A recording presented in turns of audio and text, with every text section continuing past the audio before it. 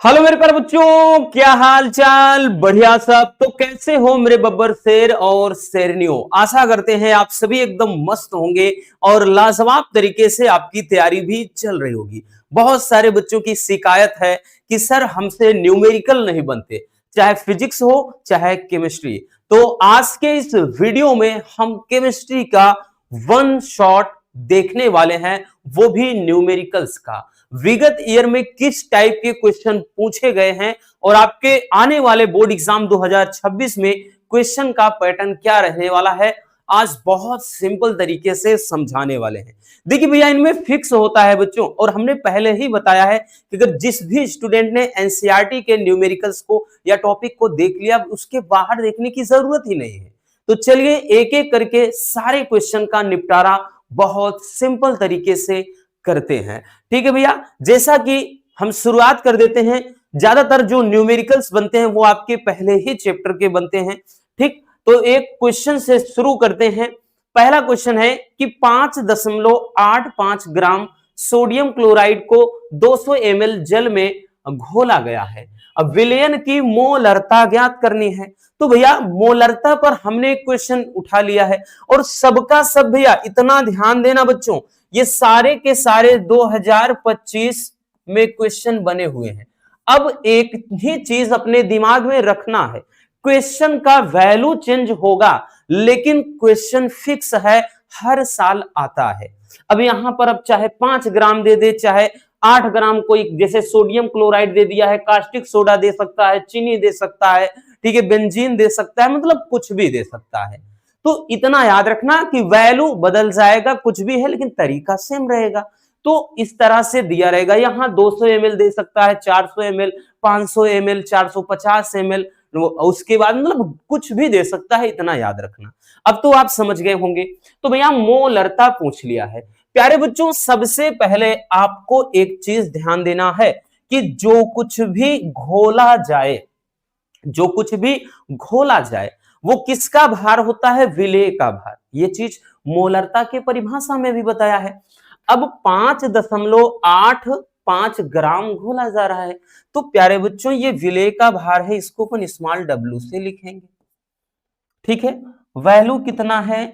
तो भैया ये 5.85 ग्राम। उसके बाद अब यहां पर सोडियम क्लोराइड है, क्या है? NaCl है।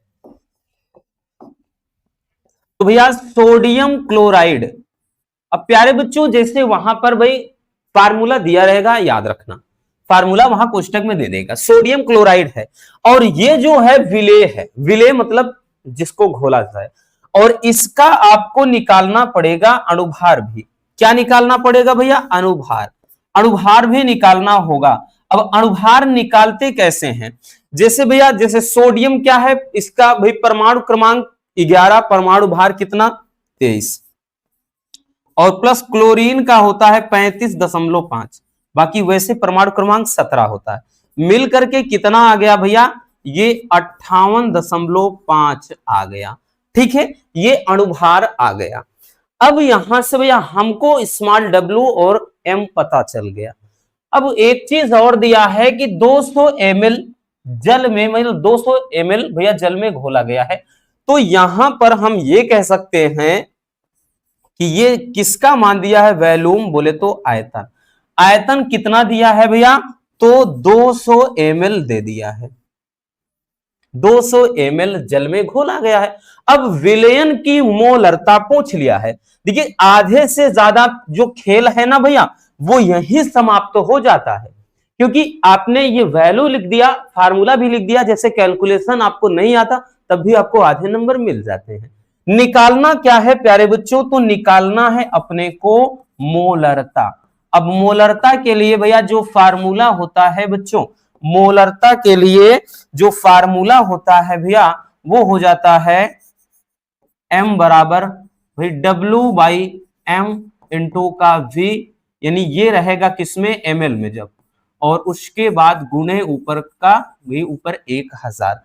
और यही प्यारे बच्चों आपका मेन फार्मूला होता है मोलरता का। चलिए कैलकुलेशन करते हैं भैया वैल्यू रख करके। भाई मोलरता बराबर भार कितना दिया है प्यारे बच्चों, तो 5.85 ग्राम दिया है। ठीक है, अब उसके बाद नीचे बबुआ यहां पर क्या रखेंगे, अणुभार, तो 58.5 दिया है। वैल्यूम भैया यानी यहां पर जो रखेंगे प्यारे बच्चों, वो आयतन कितना दिया है, 200 ml दिया है ना, 200 ml। फिर उसके बाद प्यारे बच्चों यहां पर गुणापन क्या कर देंगे भैया, 1000 से। ठीक, क्योंकि यहां पर 1000 ml में 1 लीटर होता है, इसलिए 1000 का गुना कर देते हैं।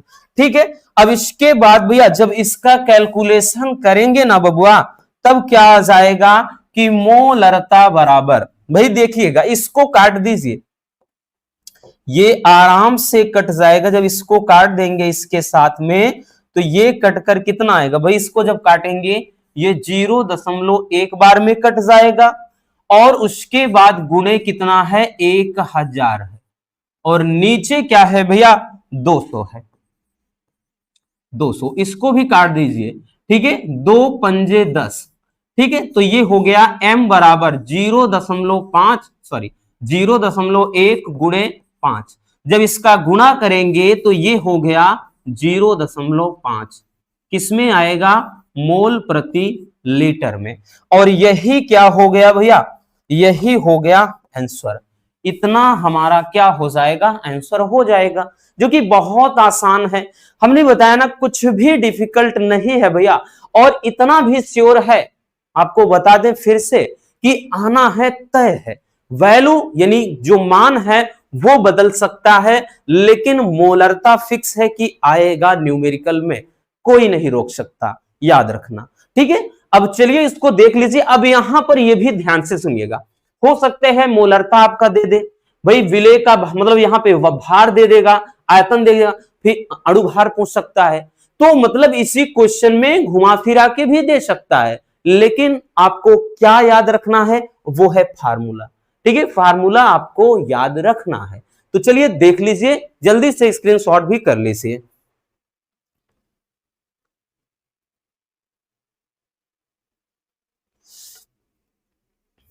हो गया ना, आगे चलते हैं भैया। तो ये रहा मोलरता। अब आ जाएंगे भैया मोललता। अब देखिए मोलरता मोललता सेम होता है, बस भाई फार्मूला भी लगभग लगभग सेम मिलता जुलता है, थोड़ा अंतर है। क्या अंतर है वो इसमें हम देखेंगे। कह रहा है कि 5 ग्राम कास्टिक सोडा को 450 ml विलयन में घोला। यहां ml नहीं होगा भैया, ml नहीं होगा बच्चों, यहां पे ये ग्राम में दिया रहता है। ठीक है, किस में दिया रहेगा, ग्राम में, याद रखना। ठीक, यहाँ पे ये ml में लिख दिया है, वो ग्राम में यहां चलता है। ठीक है, कि 5 ग्राम कास्टिक सोडा को 450 ग्राम यहां पे भैया रहेगा विलायक कोई दिया रहेगा, जैसे जल में घोला गया है।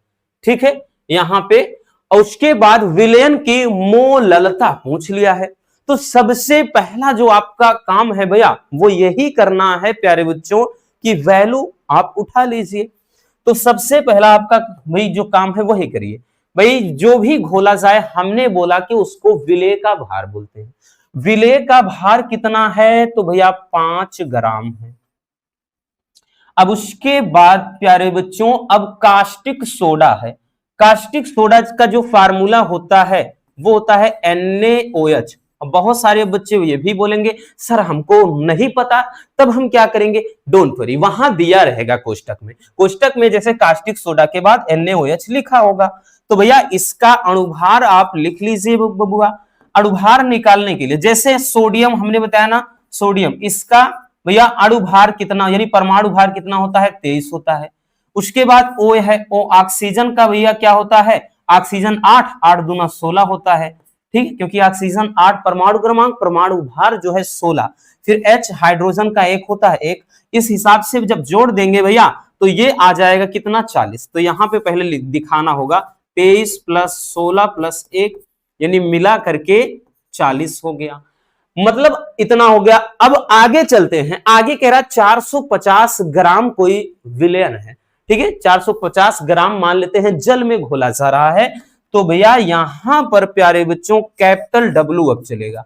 वहां क्या था, वहां ml में था, बट यहां ml में नहीं है, ग्राम में दिया रहेगा, वो ml में प्रिंट हो गया है। ग्राम में दिया रहेगा, क्योंकि मोललता में नीचे ग्राम चलता है। तो ये स्मॉल डब्लू मतलब ना होकर ये कैपिटल डब्लू होता है भैया, और ये दिया रहेगा प्यारे बच्चों किसमें, तो ये ग्राम में दिया है 450 ग्राम। ठीक है, ये विलायक का भार है।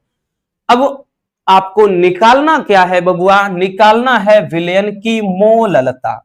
क्या निकालना है भैया, मोललता निकालना है। तो चलिए हम निकालते हैं मोललता को। अब मोललता बराबर भैया, मोललता को आप कैपिटल जैसे एम डैश भी मान सकते हैं, ठीक है, small M dash, M dash से आप दर्शा सकते हैं यहां मोललता बराबर भैया भार बटे अणुभार, भार बटे अणुभार यानी स्मॉल एम गुणे भैया कैपिटल डब्ल्यू यानी विलायक का भार, और ये तो ग्राम में रहेगा पहले ही बताया है, और यहां पर गुणे में 1000। ये प्यारे बच्चों क्या होता है, मोललता के बराबर फार्मूला होता है। अगर आप नोटिस करें तो सेम फार्मूला है, बस अंतर इतना है कि जहां मोलरता में नीचे वी लिखा था वहीं यहां कैपिटल डब्ल्यू लिखा है, यानी वहां आयतन चलता है तो यहां विलायक का भार। विलायक क्या होता है, जिसमें घोला जाए, यानी जैसे जल। तो अब चलिए आ जाते हैं भैया अपने कैलकुलेशन पर। तो यहां पर भैया एम डैश यानी मोललता बराबर भार कितना दिया है 5 ग्राम, तो प्यारे बच्चों ये हो गया 5 ग्राम। नीचे भैया इसका अणुभार कितना है, अणुभार 40 है। देखिए मोललता हो या मोलरता हो या मोल अंश हो, सब में अणुभार तो पहले निकालना ही होगा आपको। तो यहां 40 हो गया, गुणे उसके बाद भैया ये कैपिटल डब्ल्यू यानी विलायक का भार कितना है 450 ग्राम, और उसके बाद यहां पे 1000 का गुणा कर दीजिए। ठीक है, काटना है काट दीजिए। ये हो गया भैया 5 9 45 मतलब ये 90 हो गया। ठीक है भैया, अब उसके बाद एक चीज का ध्यान दीजिए, ये 0 से 0 इधर 2 0 भी काट दीजिए, यानी यहां से एम डैश बराबर कितना बचा, ऊपर 10 बच गया और नीचे 9 चौके 36 हो गए। ठीक है भैया, हाँ 9 चौके 36 बचा। तो यहां पर ये क्या हो जाएगा, तो ये हो गया भैया मोललता बराबर, मोललता बराबर जब इसको काटेंगे भैया तो 3 मतलब ज्यादा हो जाएगा। ठीक है, ये जाएगा 2 बार में, फिर उसके बाद लगभग 6 हाँ 7, ठीक है, और उसके बाद ये 8, यानी 0 ये 0.278 और इतना ये जाएगा भैया मोल प्रति केजी में। ठीक, मोलरता में मोल प्रति लीटर में चला था वहां, क्योंकि वैल्यूम होता है आयतन होता है और यहां भार होता है, इसलिए मोल प्रति केजी, और यही क्या हो जाएगा भैया आंसर हो जाएगा। याद रखना बबुआ, यही क्या हो गया आंसर हो गया, जो कि बहुत सिंपल सा कॉन्सेप्ट है, सेम वैसे, और ये भी एकदम फिक्स होता है। हमने बताया ना वैल्यू चेंज है, आप उठाकर देखो प्रीवियस ईयर यानी 2025 का ये पेपर पूछा गया है भैया, वैल्यू बस चेंज रहता है, याद रखना। सारे क्वेश्चन जितने बताएंगे हर एक कॉन्सेप्ट पर हर साल न्यूमेरिकल आता है, बस इतने न्यूमेरिकल तैयार करने हैं जितना आज हम आपको बताएंगे। हो सकता है मे भी बस इधर उधर हो जाए काट, नहीं तो पूरा का पूरा मिलेगा आपको। ठीक है, स्क्रीनशॉट कर लीजिए भैया।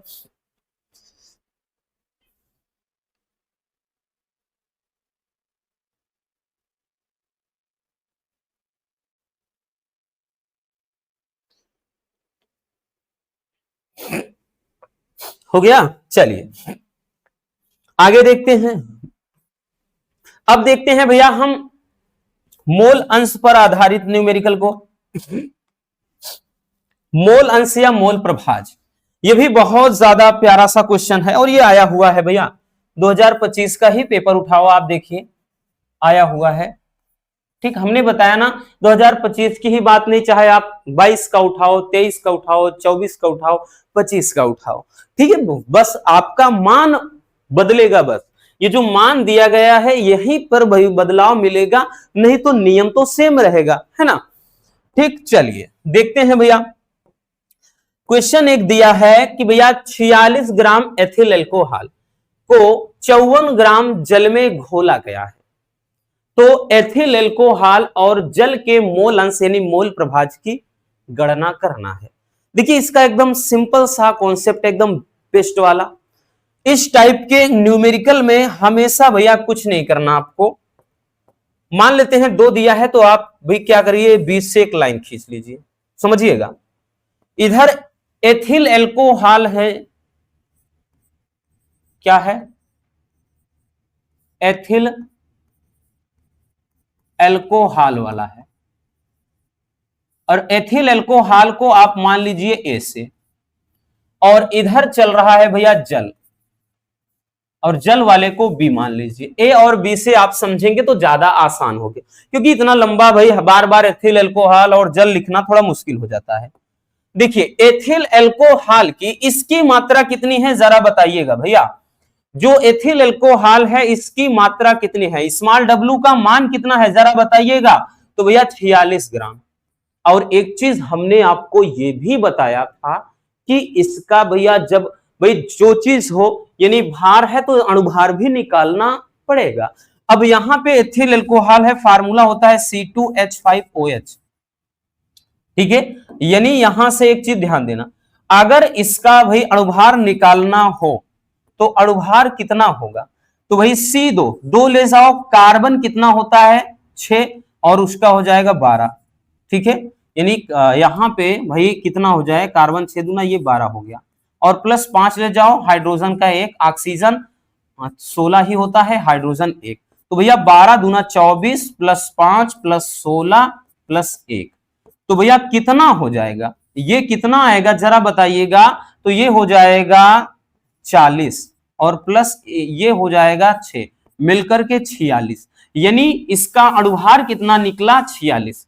तो यहां पे जो था क्या चीज C2H5OH, इसमें जो M का मान निकला वो कितना निकल कर आया भैया, कितना निकल कर आया बच्चों, तो वो निकल कर आया 46। तो भार प्लस अणुभार ये दो चीज तो आपको निकालने होंगे, साथ साथ चलते हैं अपन इधर भी वही चीज करते हैं।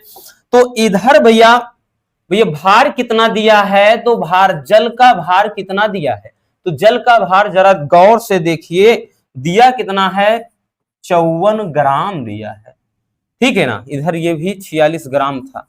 और उसके बाद अब जल का फार्मूला क्या होता है भाई H2O। अब जल का अणुभार फिर निकालना पड़ेगा भाई, जल का अणुभार जैसे अब कैसा हमने लिख दिया भाई, जैसे H2O है, समझने का प्रयास करिए, 2 आगे लाओ, हाइड्रोजन का 1, ऑक्सीजन का 16, ठीक है। तो भैया 16 2 18, हाइड्रोजन मतलब इसका अणुभार कितना हो गया 18 हो गया।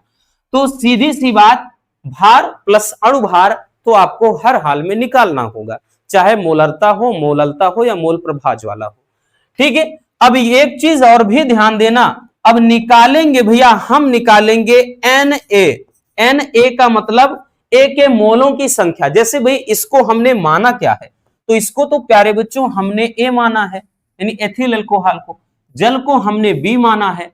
तो यहां पे जो निकलेगा Na का मतलब क्या है भाई, भार बटे अणुभार। N है क्या, मोलों की संख्या, और मोलों की संख्या के बराबर फार्मूला चलता क्या है, भार बटे अणुभार चलता है, याद रखना भैया। तो यहां पर वही चीज हम यहां से भार बटे अणुभार निकालेंगे, यानी यहां से Na का मान निकाल लेंगे, तो Na बराबर इसका भार कितना है 46, और अणुभार कितना है, अणुभार भी 46 है। तो Na बराबर कितना निकला, तो भैया काट देंगे 1, यानी Na यानी ए के मोलों की संख्या, यानी एथिल एल्कोहल के मोलों की संख्या 1 आ गया। कितना आ गया 1। इसी तरह इधर भी चलते हैं, इधर निकालते हैं Nb, इधर Nb निकालते हैं, यानी इसमें भी भार बटे अणुभार चलेगा, ठीक है। अब इसको ध्यान देना, एक कोष्टक में भी लिख दे रहे हैं ताकि कंफ्यूजन ना हो।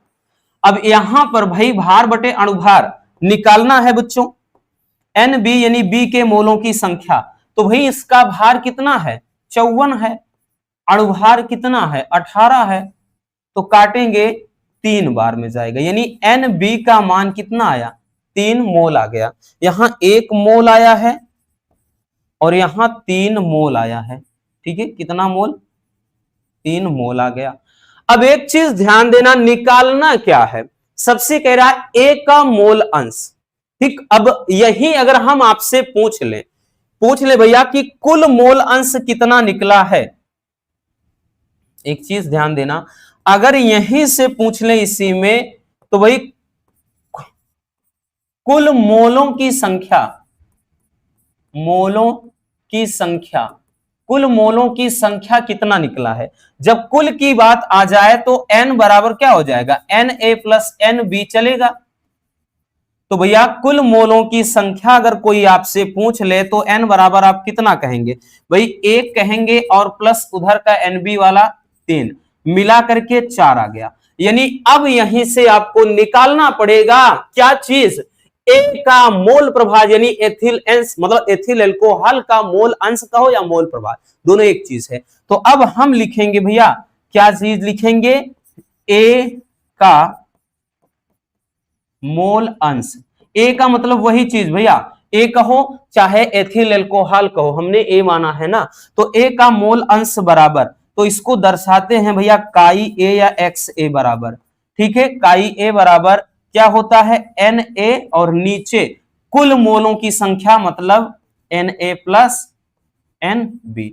इस हिसाब से भैया ये जो निकल कर आएगा, एन ए का मान हमने निकाल लिया है कितना, 1 निकाला है, और नीचे कुल का मतलब 4 निकाला है, तो 1/4, यानी काई ए का मान यहां से निकल गया। तो प्यारे बच्चों हमारा जो पहला आंसर हो गया वो 1/4 आ गया। इसी तरह से इधर आ जाइए भैया, इधर आ जाइए, अब यहां पर निकालना वही चीज है आपको कि B का मोल अंश, B का मोल अंश या मोल प्रभाज। तो भैया B का मोल अंश जब कहेंगे प्यारे बच्चों, तो हम लिखेंगे काई B या XB, पढ़िए इसको, काई B बराबर, यानी जिसका पूछे उसके मोलों की संख्या ऊपर NB और नीचे कुल यानी Na प्लस NB, नीचे दोनों, ठीक है, क्या है, नीचे दोनों चलेगा। तो इस हिसाब से भैया हम निकालेंगे प्यारे बच्चों, तो ये काई B या XB, ठीक है, काई B या XB बराबर B के मोलों की संख्या क्या निकाला है, जरा देखिए भैया, B के मोलों की संख्या ऊपर रख दीजिए और नीचे कुल का मतलब भैया ये जो निकाले हैं 4, तो भैया 3/4 ये हो जाएगा, ठीक है। तो एक आंसर ये रहा। तो भैया पहला आंसर इधर रहा बच्चों, दूसरा आंसर इधर रहा।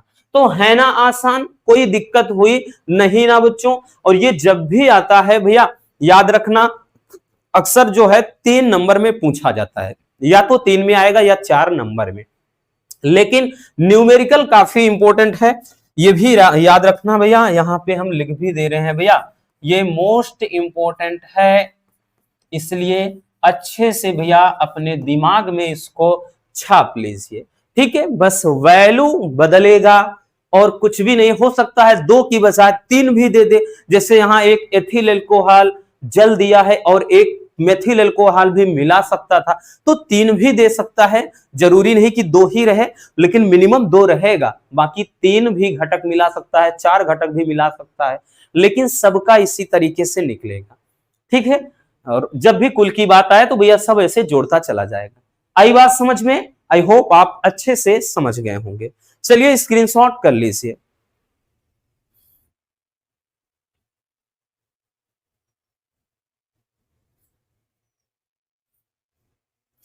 हो गया बच्चों, चलिए आगे देखते हैं भैया अगला क्वेश्चन। अब देखिए ये क्वेश्चन भी अपने आप में सब लाजवाब हैं, और ये सबके सब क्वेश्चन आए हुए हैं भैया, याद रखना ये वेरी वेरी इंपॉर्टेंट क्वेश्चन है, सभी के सभी आए हुए हैं। 2025 का पेपर उठाओ भैया, ये सारा क्वेश्चन आया हुआ है। हमने बताया ना, बार बार ये चीज बोल रहे हैं भैया कि मान बदल सकता है लेकिन तरीका नहीं बदलेगा, ठीक। तो चलिए देखते हैं, इसमें जो क्वथनांक में उन्नयन, हिमांक में अवनमन है ना, उसी पर आधारित न्यूमेरिकल है। हमने बताया ना हर एक फार्मूला जो है सब पर आधारित हम न्यूमेरिकल लेकर चलेंगे। जैसे इसको देखते हैं, कह रहा 3 ग्राम यूरिया को 100 ग्राम जल में घोलने पर जल के क्वथनांक में उन्नयन की गणना करना है, तो जल के मोलल उन्नयन स्थिरांक का जो मान है 0.52 केल्विन केजी प्रति मोल है। तो देखिए सबसे जो बड़ा रोल होता है ना वो वैल्यू पिक करने का होता है, ठीक, क्योंकि आधे से ज्यादा जो कहानी है भैया वही खत्म हो जाती है। सबसे पहला, क्योंकि बच्चे अगर जान ही नहीं पाएंगे स्मॉल डब्ल्यू क्या है, इसमें डेल्टा टीबी क्या है, उसके बाद एम का मान क्या है, ठीक, केबी का मान कहां है, तो भैया न्यूमेरिकल कैसे लगाएंगे, बिल्कुल नहीं होगा भैया। ठीक है भैया, वही है ना कि आप झोला लेकर के निकल दिए घर से, जाना कहां है पता ही नहीं है, तो भैया आप कहां जाओगे, कोई जब हमें भाई लक्ष्य ही नहीं हमारे दिमाग में है कि जाना कहां है, भटकते रहोगे। वही चीज न्यूमेरिकल के साथ होता है। तो सबसे पहले वैल्यू जितना है उसको उठाइए। कह रहा 3 ग्राम यूरिया को 100 ग्राम जल में घोला गया। अब यूरिया को देखिए, जिसको घोला जाए वो विलेय का भार, जिसमें घोला जाए विलायक का भार। तो भैया जिसको घोला जाए, को का मतलब यह है यहां पे विलेय का भार, और उसके बाद जिसमें घोला जाए वो विलायक का भार हो जाता है। तो प्यारे बच्चों, जिसको घोला जाए, भाई जिसको 3 ग्राम यूरिया को घोला जा रहा है, विलेय का भार हो गया। अब उसके बाद कह रहा है, क्या कह रहा है, तो कह रहा है 100 ग्राम जल में घोला जा रहा है। तो जो 100 ग्राम है, जो 100 ग्राम है भैया, वो क्या है, विलायक है, विलायक है। घोलने पर कह रहा है जल के क्वथनांक में उन्नयन ज्ञात करना है। तो उन्नयन ज्ञात करना है। देखिए क्वथनांक में उन्नयन को दर्शाते किससे हैं, तो डेल्टा टीबी से दर्शाते हैं, डेल्टा टी सफिक्स बी, ये ज्ञात करना है। आगे कह रहा है जल के लिए मोलल उन्नयन स्थिरांक का मान, यानी केबी, इसको केबी से बोलते हैं, केबी का मान जो है वो दिया है, वो दिया है 0.52 केल्विन केजी पर मोल, इसका मान दिया है भैया। और आगे कह रहा है क्या निकालना है, ये चीज मतलब यहां पर लिख भी दिया है। देखिए एक चीज ध्यान दो, यहां पर जितने भी न्यूमेरिकल आपके पहले वाले चैप्टर से बनते हैं, सब में भार प्लस अणु भार, दो चीज अपने दिमाग में रख लीजिए। क्या बताया भैया, एक तो भार और दूसरा अणु भार। ये चीज आपको भैया ज्यादा से ज्यादा अपने दिमाग में रखना होगा और ये निकालनी पड़ती है अक्सर, ठीक है। तो लेकिन यहां पर अब देखिए क्या हमको निकालना पड़ेगा, क्या हमको यहां पर जरूरत है, तो बिल्कुल है भैया। यहां पर 3 ग्राम यूरिया है, मान लेते हैं भैया यहां पे 3 ग्राम यूरिया है, तो यूरिया का फार्मूला क्या होता है भैया, यूरिया का फार्मूला होता है NH2CONH2। भले हमें जरूरत पड़े या ना पड़े, हर जगह हमें भाई विलेय का अणुभार निकालना पड़ेगा। जैसे यहां पर अब हमने बताया ना, चलिए भी फार्मूला बताएगा कि जरूरत है कि नहीं है।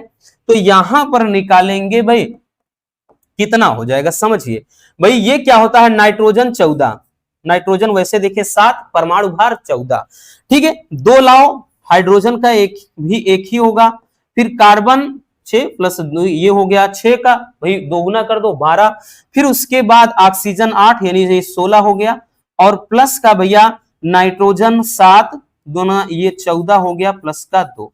अगर सब कुछ ऐड करेंगे, ये 14 देखिए 14 और यहां पे 14 28 हो गया, और 28 प्लस 12 कितना हो गया, तो भैया ये देखिए 28 और प्लस 12 40 हो गया, और उसके बाद 10 50 और ये 60, यहां से 60 निकल कर आ गया अणुभार।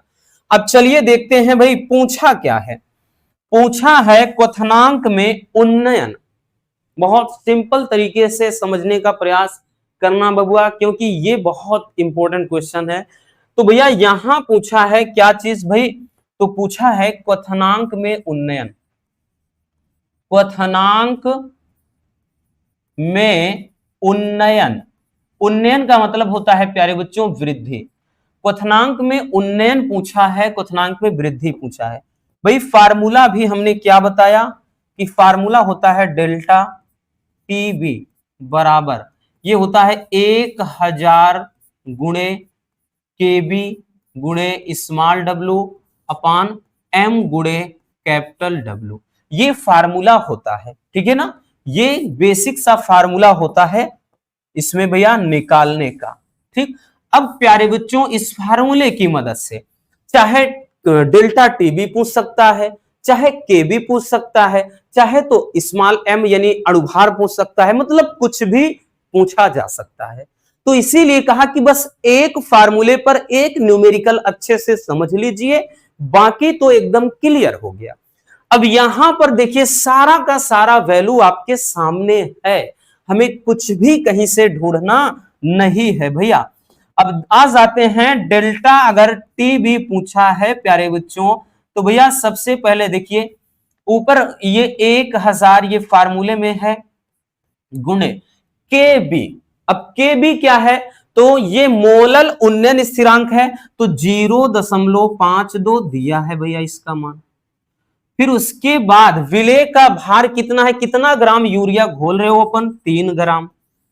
भाई नीचे आ जाते हैं अणुभार, अणुभार कितना है प्यारे बच्चों, 60 है, तो भैया ये यहां पर 60 लिख दिया।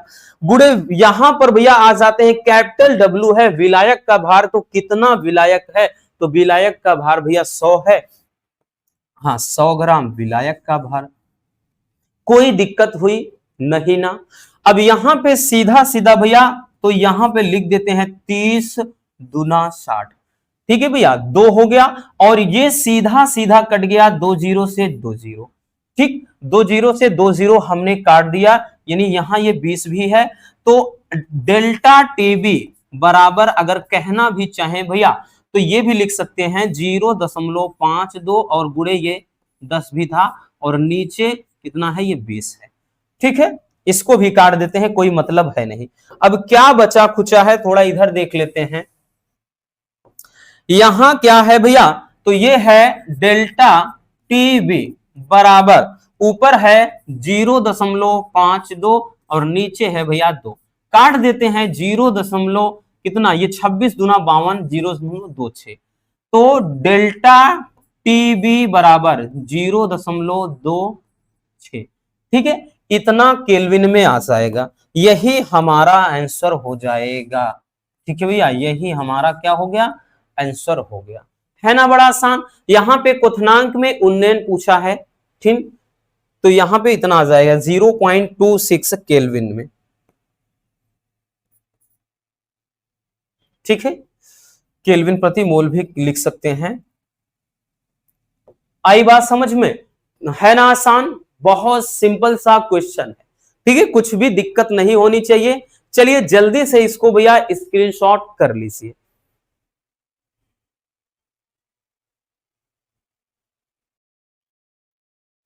हो गया भैया, चलिए आई बात समझ में, एकदम सिंपल सा लाजवाब सा क्वेश्चन है। आगे चलते हैं भैया। अब देखिए जब एक क्वथनांक में उन्नयन है तो दूसरा हिमांक में अवनमन है, वो भी सेम इसी तरीके का है जो हमने पिछला क्वेश्चन देखा। देखिए क्वेश्चन क्या कह रहा है कि किसी पदार्थ के 7.5 ग्राम को 75 ग्राम जल में घोला जाता है, जिससे जल के हिमांक में 1.2 अंश सेल्सियस की कमी आ जाती है। तो भैया पदार्थ का अणु भार यानी आणविक द्रव्यमान ज्ञात करना है, और जल में मोलल अवनमन स्थिरांक 1.86 दिया गया है, ठीक है ना। ये भी बहुत ही प्यारा सा क्वेश्चन है। 1 मिनट तब तक पानी पी लें भाई।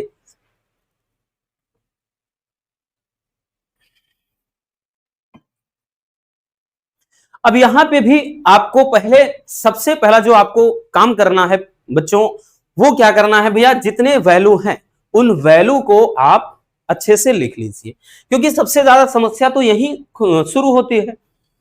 भाई मान दिया गया है कि किसी पदार्थ के 7.5 ग्राम, भाई पदार्थ मान लेते हैं इसका पदार्थ का ये भार है यानी विलेय का भार, दिया कितना है, तो भैया 7.5 ग्राम। आगे दिया है 75 ग्राम जल में घोला जाए, जिसमें घोला जाए वो विलायक का भार होता है, तो भैया वो कैपिटल डब्ल्यू का मान है, कितना है, तो भैया वो दिया गया है 75 ग्राम। आगे कह रहा है जिससे जल के हिमांक में 1.2 अंश सेल्सियस की कमी हो गई, तो भैया जल के हिमांक में यानी डेल्टा आपकी बार टीएफ। अब आप कहेंगे सर कैसे पता चल जाता है आपको, देखिए भैया जब भी क्वथनांक में उन्नयन कहे, क्वथनांक वर्ड बोले, क्या बोले, क्वथनांक, तो क्वथनांक का मतलब है बॉइलिंग पॉइंट, तो वहां बी लिखा रहेगा, यानी डेल्टा टीबी अभी देख रहे थे आप। और जहां हिमांक बोलेगा और साथ में अवनमन बोलेगा, अवनमन का मतलब कमी होता है, तो इसका मतलब वहां डेल्टा टी एफ, एफ का मतलब फ्रीजिंग पॉइंट, बी का मतलब बॉइलिंग पॉइंट, तो इसी से समझना है आपको, और क्या है। तो भैया डेल्टा टी एफ हो क्या हो जाएगा, तो हिमांक में कमी, डेल्टा टी एफ है 1.2 अंश सेल्सियस की कमी हो गई है भैया, ठीक है ना। ये चीज अब समझ गए होंगे, कब डेल्टा टीबी कब डेल्टा टी एफ। आगे कह रहा पदार्थ का आणविक द्रव्यमान निकालना है, मतलब अणुभार निकालना, स्मॉल एम का मान अब की बार निकालना है, क्योंकि यहां पदार्थ का नाम ही नहीं दिया है, इसके पहले तो यूरिया दिया था तो हमने निकाल लिया था। अब आगे कह रहा है कि जल में मोलल अवनमन क्या है, स्थिरांक का मान भी दिया है, यानी के एफ का मान, के एफ का मान दे दिया है, और के एफ का जो मान दिया है वो 1.86 दिया है। चलिए भैया आधे से ज्यादा काम तो हमने बता दिया कि ये हो गया।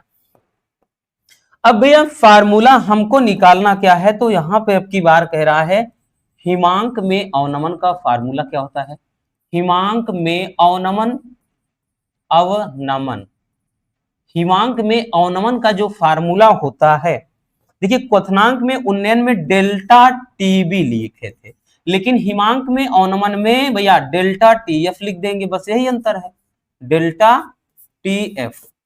और फार्मूला सेम वही 1000 गुणे जहां के बी था वहीं के एफ लिख देंगे, स्मॉल डब्ल्यू उसमें भी था इसमें भी रहेगा, नीचे एम था एम यहां भी रहेगा, कैपिटल डब्ल्यू वहां भी था यहां भी रहेगा। तो मतलब क्वथनांक में उन्नयन, हिमांक में अवनमन, दोनों भैया फार्मूला सेम एक जैसे हैं, तो ये आपका मेन फार्मूला होता है हिमांक में अवनमन का। अब देखिए पूछा क्या है, पूछा है अणुभार निकालना है, क्या निकालना है, अणुभार। तो भैया ये यहां जाएगा तो ये नीचे आ जाएगा, जाहिर सी बात है बच्चों। तो यहां पर भैया m जब ले जाएंगे तो m ऊपर ले जाएंगे, ये नीचे आ जाएगा, यानी m बराबर 1000 गुणे के एफ गुणे स्मॉल डब्ल्यू, नीचे क्या हो जाएगा भैया, ये हो जाएगा डेल्टा टी एफ गुणे कैपिटल डब्ल्यू। अब ये आ जाएगा भाई, इसी पर हम क्या करेंगे, आराम से वैल्यू रख करके मान निकाल सकते हैं। अब यहां से भैया सीधा सा कॉन्सेप्ट होगा कि यहां m बराबर, भाई यहां पे वैल्यू आपको पुट करना है, इधर पूरा का पूरा वैल्यू दिया गया है, भाई 1000 तो प्यारे बच्चों यहां पे रख लिया, उसके बाद भैया के एफ है ना, के एफ है, तो के एफ का मान देखिए किधर है, 1.86 है। उसके बाद स्मॉल डब्ल्यू भैया विलेय का भार कितना है प्यारे बच्चों, 7.5 है। और नीचे आ जाते हैं तो भैया डेल्टा टीएफ नजर दौड़ाइए, यहां पर रखा हुआ है 1.2, ये अंश सेल्सियस में है, गुणे उसके बाद भैया नीचे कैपिटल डब्ल्यू कहां है, 75 ग्राम में है। अब ये हो गया, अब यहीं से भाई बहुत सारे बच्चे इस कैलकुलेशन को ही बहुत मुश्किल बना लेते हैं। देखिए आपको कुछ नहीं करना भैया, इसको काट दीजिए, इसको जब काटेंगे भैया ये तो ये आ जाएगा भैया, कितना आ जाएगा प्यारे बच्चों, तो ये जब कटेगा तो 0.1, ठीक है। तो अगर m बराबर करना है भैया, जब इसका इसके साथ गुना करेंगे, एक तो ये 100 हो गया, फिर उसके बाद 1.86 हुआ, नीचे ये 12, यानी 1.2 है, 12 नहीं, इसको भी अगर काटते हैं तो 12 एक कम 12, 12 पंजे 60, 12 पंजे 60, क्लियर हो जाएगा। तो भैया m बराबर कितना आया, यानी 1.55 गुणे का 100, तो यूं कह सकते हैं अणुभार कितना निकल कर आया, 155। एकदम भैया आसान सा कॉन्सेप्ट है प्यारे बच्चों, और यही क्या हो जाएगा, अपना आंसर हो जाएगा। भाई इसमें कुछ भी तो डिफिकल्ट नहीं है, बिना मतलब के भाई परेशान होते रहते हैं, कुछ भी नहीं कठिन है, बताया ना। इसमें चाहे m पूछ लिया जाए, चाहे डेल्टा टी एफ पूछ लिया जाए, चाहे के एफ, मान सबका दिया रहेगा, किसी एक का ज्यादातर ऐसे ही पूछना, मतलब इसमें पूछता है, ठीक है ना। चलिए जल्दी से इसको भी स्क्रीनशॉट कर लीजिए।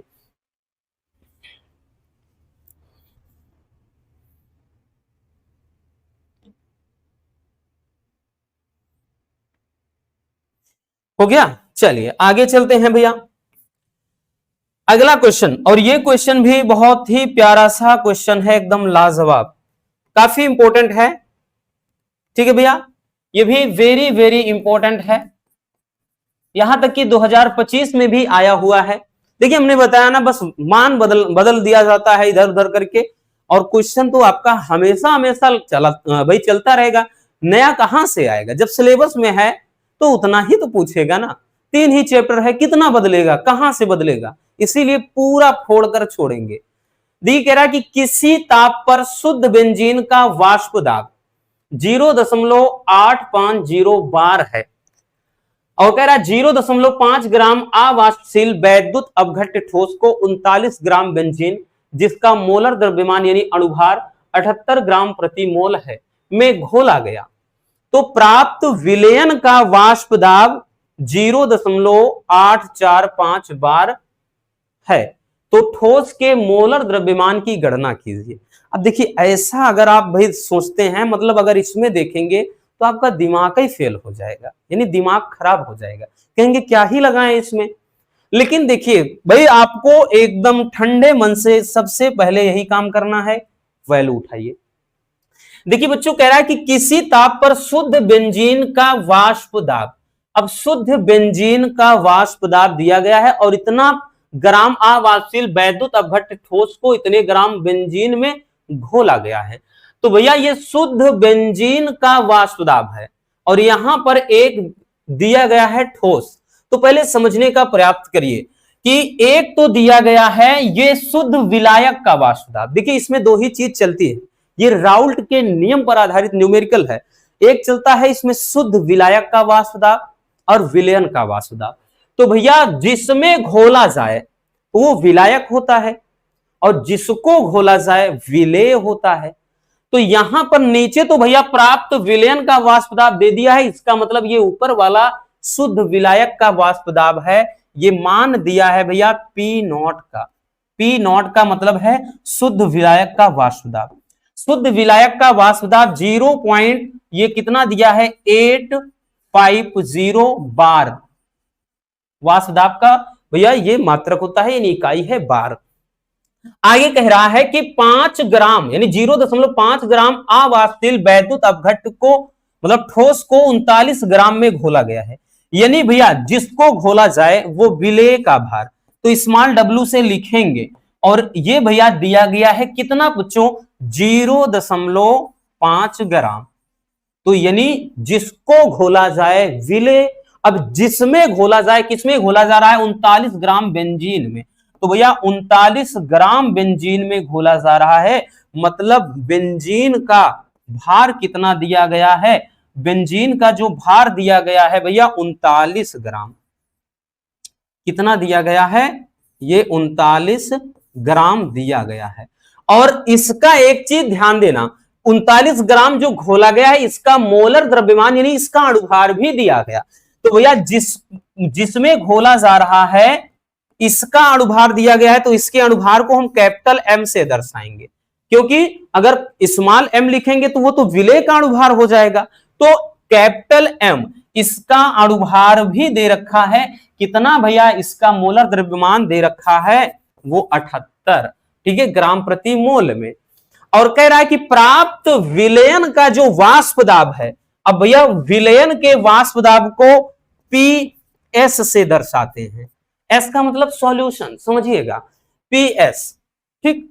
और इसका जो वाष्प दाब दे रखा है भैया वो कितना दे रखा है 0.845 बार दे रखा है। अब कह रहा है कि ठोस के मोलर द्रव्यमान की गणना कीजिए, यानी जिसको घोला गया है उसका अणुभार निकालना है। तो भैया जिसको घोला गया है बबुआ उसका अणुभार यानी स्मॉल m का मान निकालना है। भैया स्मॉल w दिया है तो स्मॉल m का निकालना है। अब कैपिटल W दिया है, कैपिटल M भी दिया है।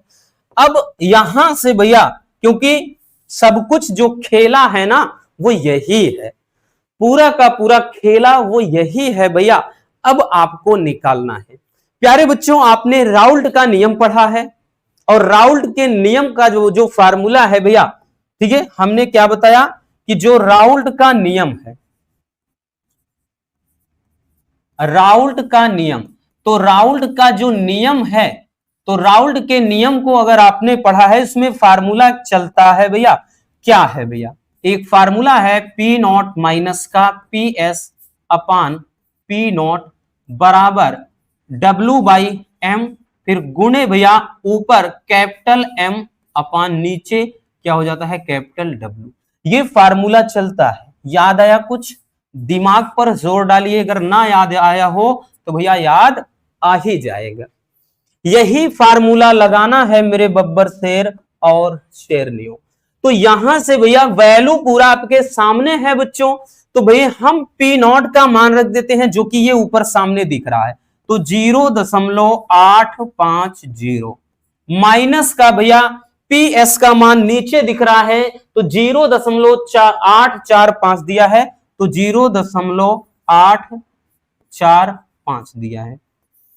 नीचे पी नॉट का मान यही वही, तो 0.850 बराबर भैया विलेय का भार, ये क्या होता है, स्मॉल डब्ल्यू का मतलब विलेय का भार। अब विलेय का भार क्या है, 0.5। नीचे विलेय का अणुभार, और विलेय का अणुभार ही तो अपने को निकालना है, यही तो नहीं पता है। गुणे भी ऊपर विलायक का अणुभार, तो विलायक का अणुभार 78 है, और नीचे विलायक का भार दिया है वो 39 है। ठीक है, ये है।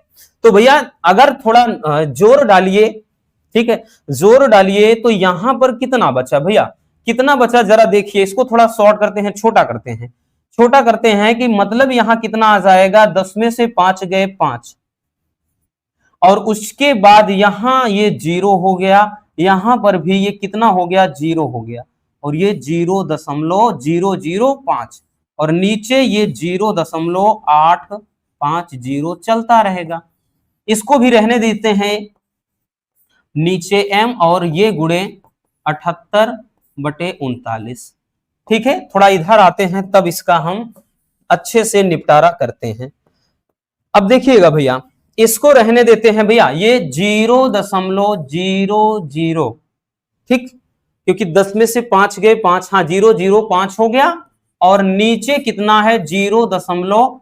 ये है भैया 850, और बराबर का, ठीक है। अब एक चीज का ध्यान दीजिए, अब इसको काट दीजिए, 39 दूना 78, तो 0 का भैया 5, और गुने में ये 2 हो गया, और नीचे कितना है, नीचे m है, m है। तो भैया अब देखिए, इसका गुणा इधर कर दीजिए, इसका गुणा इधर कर दीजिए, तो ये हो गया 0.005, और उसके बाद यहां पे m बराबर, ये 5 दूना 10, यानी 5 दूना 10 का मतलब ये 1 आ जाएगा, तो यहां 0.085 आ जाएगा, इन सॉरी 0. ये है 850, या यूं कह सकते हैं m बराबर कितना हुआ, ये 0.850, और नीचे 0.005। भाई अगर समान अंक पे हम यूं कह सकते हैं, ये कितना आ जाएगा, ये आ जाएगा भैया, काटेंगे 170, इतना क्या हो जाएगा, अणुभार हो जाएगा, और यही हमारा आंसर है। ठीक है ना, बहुत आसान है, कुछ भी इसमें डिफिकल्ट है नहीं, कैलकुलेशन भी आसान है, बस थोड़ा अगर परेशान करने का मैटर शुरू होता है तो वो कैलकुलेशन है। जल्दी से स्क्रीनशॉट कर लीजिए भैया।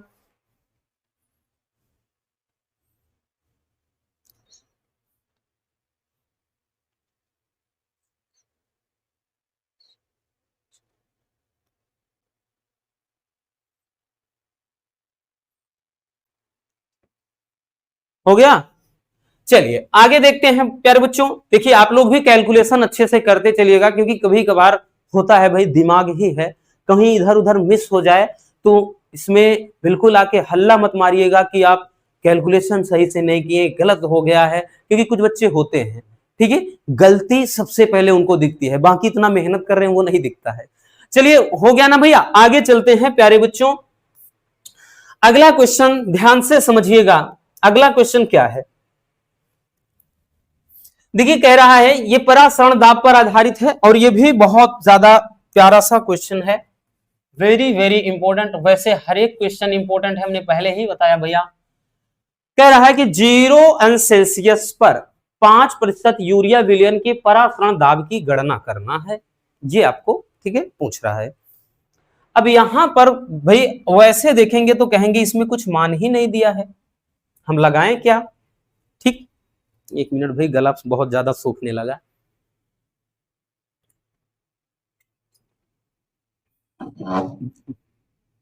तो इसमें तो आपको यही लग रहा होगा ना कि क्या दिया है। देखिए भाई ये 0°C पर तो T का मान क्या है? ये जो ताप दिया है भाई कितना दिया है? 0°C, 0°C दिया है। तो भैया इसको केल्विन में बदलते हैं, बिना केल्विन में बदले ये नहीं लगेगा, ठीक है। तो इसमें 0 में 273 ऐड करेंगे अपन, तो ये 273 केल्विन ही बनेगा। अब यहां पर ये भी समझना भाई 5% यूरिया विलयन है, तो इसका मतलब जो यूरिया की मात्रा है वो 5 ग्राम है, ठीक है। यूरिया की जो मात्रा है कितनी है भैया? तो यूरिया की जो मात्रा है प्यारे बच्चों वो 5% का मतलब 5 ग्राम, ठीक है। 5 जो प्रतिशत यूरिया है, बाकी और जो है वो क्या है भाई? अन्य जो जिसमें विलयन है यानी विलायक है। तो अब यहां पर एक चीज और याद रखना कि भैया वॉल्यूम कितना होगा, आयतन। तो जब भी प्रतिशत वाला सवाल आ जाए तो हमेशा याद रखना भैया 100 ml मान के चलते हैं, लेकिन लीटर में बदलेंगे तो भैया 100 बटे जब 1000 करेंगे तो ये लीटर में 0.1 लीटर बन जाएगा। अब आगे चलते हैं और एक चीज और ये भी ध्यान देना भैया, ये जो है इसका अणुभार भी निकालना पड़ेगा। जो विलेय है, विलेय का अणुभार वो तो 60 होता है, इसके पहले भी आप देख चुके हैं। अब इसको चलिएगा बढ़िया तरीके से हम सॉल्व करते हैं।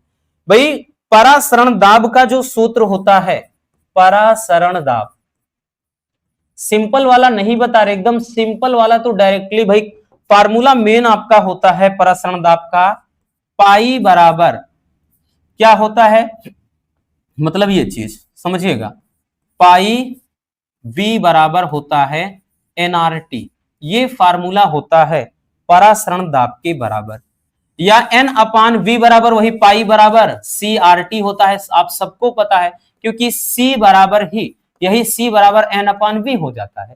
तो वही चीज भैया V हमने इधर रख लिया है, तो ये मेन फार्मूला है। अब इसको जब लिखेंगे प्यारे बच्चों पाई बराबर, तो यही N/ ये नीचे आएगा VRT हो जाएगा, ये होगा ना। अब उसके बाद चूंकि ध्यान देना, चूंकि N क्या होता है? मोलों की संख्या, मोलों की संख्या बराबर भार बटे अणुभार भी होता है। क्या होता है भैया? भार बटे ये अणुभार भी होता है। अब यहीं से पूरी कहानी भैया आपकी क्या हो जाएगी? सेटल हो जाएगी। तो यहां पे पाई बराबर N बराबर क्या, जब W/M हो जाएगा तो W/M इंटू का ये V हो जाएगा, और ऊपर भैया RT ये हो जाएगा, ठीक है। अब आराम से आप मान रख करके निकाल सकते हैं।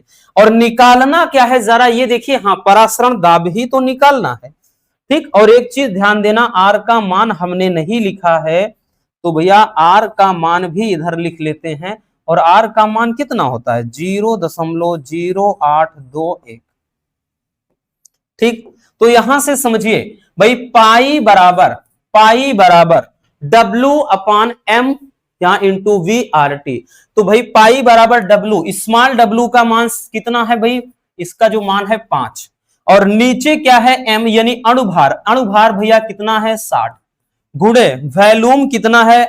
तो 0.1 है, ठीक है, 0.1 है, गुणे में R का मान कितना है? 0.0821, और T का मान कितना है? 273 है, ठीक है। यही पूरा का पूरा कैलकुलेशन है। और ये भाई आपके लिए हमने एक क्वेश्चन छोड़ दिया है, ये क्वेश्चन आपको सॉल्व करना है, और इसका आंसर कितना आएगा वो क्या है भैया? कमेंट्स करना है। इसका आंसर कितना आएगा वो आपको कमेंट्स कर देना है कि इसका सही आंसर क्या होगा। ठीक है भैया, इसका आंसर जरूर बताइएगा। ठीक है, देखते हैं कितने बच्चे सच में भैया मेहनत कर रहे हैं और कितने बच्चे बस वैसे मजा ले रहे हैं। ठीक, चलिए जल्दी से स्क्रीनशॉट कर लीजिए इसको भी।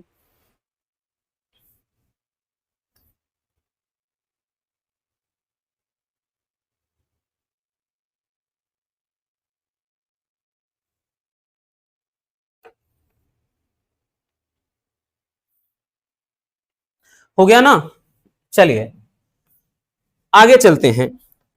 अब भैया आ जाते हैं ये हम दूसरे चैप्टर के क्वेश्चन में। ठीक है, और भी बहुत सारे क्वेश्चन है, लेकिन बताया ना हर एक जितने फार्मूले हैं हम सब पर एक एक लेकर चलेंगे। कह रहा है 0.05 मोल वैद्युत अपघट्य के विलेन की विशिष्ट चालकत्व जो है 298 केल्विन पर 0.001 साइमन प्रति सेमी है। तो मोलर चालकता ज्ञात करना है। चलिएगा समझने का प्रयास करिए। बहुत प्यारा सा क्वेश्चन है भाई। इसमें दिया क्या है, 0.05 मोल वैद्युत अपघट्य के, यानी मोल का मान दिया है। ठीक है, यहां मोलरता दे दिया है, मोलरता दिया है 0.05, ये मोल दिया है।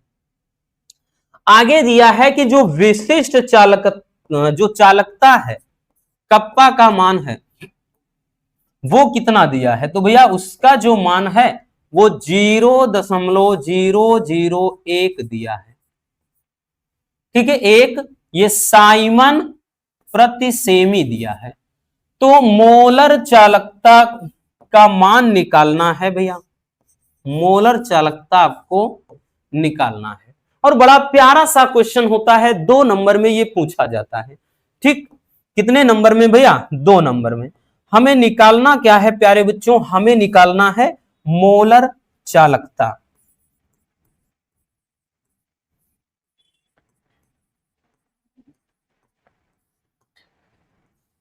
मोलर चालकता निकालना है। अब मोलर चालकता का जो फार्मूला होता है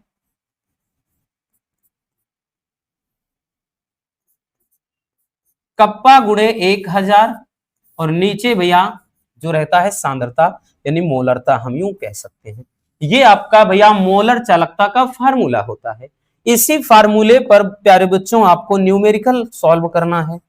तो यहां पर हो जाएगा ये लेमडा एम बराबर क्या हो जाएगा, कप्पा का जो मान है वो 0.001 दिया है और गुणे में 1000 दिया है और नीचे कितना है 0.05 दे रखा है। ठीक है भैया, अब यहां से बच्चे परेशान यहीं से हो जाते हैं कि सर यहां से करें क्या, क्या करें। देखिए अगर हम भाई 3 अंक के बाद दशमलव ऊपर गुणा करेंगे तो ऊपर तो 1 आ जाएगा, नीचे तो डायरेक्टली 0.05 आ रहा है। बच्चे बोलते हैं कि सर हम इसका क्या करें, ऐसे में तो हमें समझ में नहीं ना आ रहा है। देखिए भाई 2 अंक के बाद दशमलव कुछ नहीं समझ में आ रहा है, ऊपर नीचे 100 का गुणा कर दो। एकदम बच्चों मतलब प्राइमरी वाले कॉन्सेप्ट से हम बता रहे हैं, है ना। तो यहां पर भैया आपका क्या हो जाएगा, ऊपर 100 हो जाएगा और नीचे 5 हो जाएगा। 5 विषयम 100 यानी 20 बार में जाएगा। तो प्यारे बच्चों ये मान कितना निकल कर आ गया, तो ये 20 साइमन सेमी स्क्वायर प्रति मोल। ठीक है, ये मोलर चालकता आ जाएगी और यही क्या है भैया आंसर हो जाएगा। ठीक है, यही आंसर हो जाएगा जो कि बहुत सिंपल सा ठीक है क्वेश्चन है और रेगुलर हमेशा पूछा जाता है। जल्दी स्क्रीनशॉट कर लीजिए।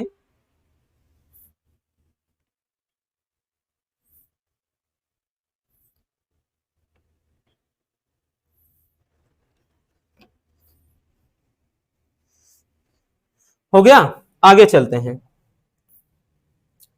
अगला क्वेश्चन देखिए, मोलर चालकता हो गया, तुल्यांकी चालकता ये भी सेम वैसे ही है, इसमें भी कोई विशेष बदलाव है नहीं। देखिए कह रहा है किसी विलयन की विशिष्ट चालकता 26 गुणे 10 के घात, ये 10 के पावर में लिखा है -2 साइमन प्रति सेमी है। तो इस विलयन की तुल्यांकी चालकता ज्ञात कीजिए। तो चलिए देखते हैं। भाई मान रखते हैं सबसे पहले कि विशिष्ट चालकता यानी कप्पा का मान दे रखा है, कितना दे रखा है 26 गुणे 10 के घात -2 साइमन प्रति सेमी। अब विलयन की तुल्यांकी चालकता निकालना है, लेम्डा और उसके बाद EQ, क्योंकि इक्वस फॉर्म में होता है ये मान निकालना है। ठीक है, चलिए कोई बात ना, बहुत सिंपल सा क्वेश्चन है। अब यहां पे भाई और कुछ दिया है किसी विलयन की, भाई 1 मिनट इसमें भूल गए हैं भाई, 1 मिनट यहां पे हम ये देखना चाहते हैं कि कुछ सांद्रता वगैरह दिया ही नहीं है।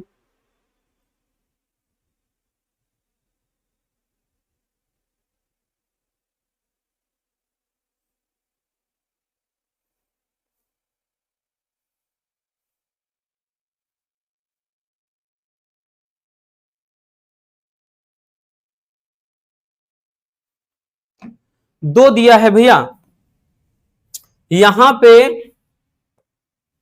जो सांद्रता दिया है वो दो दिया है। ठीक है, सांद्रता भी दिया है भैया, वो लिखने में क्वेश्चन में गड़बड़ी हो गई, ये दिया है भैया 2। ठीक है, सी का मान यानी यहां पे सी नीचे लिखिए, ये 2 दिया है। ठीक है, 2 यहां पे आप नॉर्मल मतलब मोल मान सकते हैं। अब फार्मूला देखिए क्या होता है, फार्मूला होता क्या है प्यारे बच्चों, तो फार्मूला होगा लेमडा EQ बराबर कप्पा गुणे 1000 और नीचे क्या होता है, N लिखें या C लिख दें, कोई दिक्कत ना, सांद्रता होता है, ये फार्मूला हो जाता है। ठीक है, तो यहां से प्यारे बच्चों अब इजिली आप निकाल पाओगे लेमडा EQ बराबर K का मान है 26 गुणे 10 के घात -2 है, और उसके बाद ये ऊपर 10 के घात यानी यहां पे कितना है, ये 1000 है, और नीचे कितना है भैया, यहां 2 रखना है, 2 रख देना है, तो ये कितना हो जाएगा भैया, ये 13 बार में जाएगा। ठीक है, और उसके बाद ये कट करके कितना आएगा, ये हो जाएगा EQ बराबर, भाई यहां पर तो बचा कितना, ये 13 हो गया, और ध्यान से समझिए इधर 13 बचा, और यहां 10 के घात -2 है, 10 के घात -2, और इधर हम 10 के घात इसको प्लस का 3 लिख सकते हैं। ठीक है, तो ये 10 के घात 3 में से 2 गए 1 यानी 13, और गुणे हम 10 लिख सकते हैं, मतलब हम ये लिख सकते हैं भैया कि लेमडा EQ बराबर कितना 130। ठीक, ये साइमन सेमी स्क्वायर प्रति यहां पे EQ यानी तुल्यांक, साइमन सेमी स्क्वायर प्रति तुल्यांक, ये आंसर हो जाएगा। ठीक है, तो ये भी सेम उसी तरीके का है, बस यहां पे सांद्रता भूल गया था कि 2 यहां पे मोल विलयन की, कोई 2 मोल वाला विलयन है, तब उसकी भैया विशिष्ट चालकता दिया है, तो यहां पे याद रखना, ये भूल गए थे। ठीक, आई बात समझ में, तो भाई कुछ भी हो सेम मोलर जो है मोलर चालकता और तुल्यांकी चालकता लगभग मिलते जुलते हैं। जल्दी से स्क्रीनशॉट कर लीजिए भैया।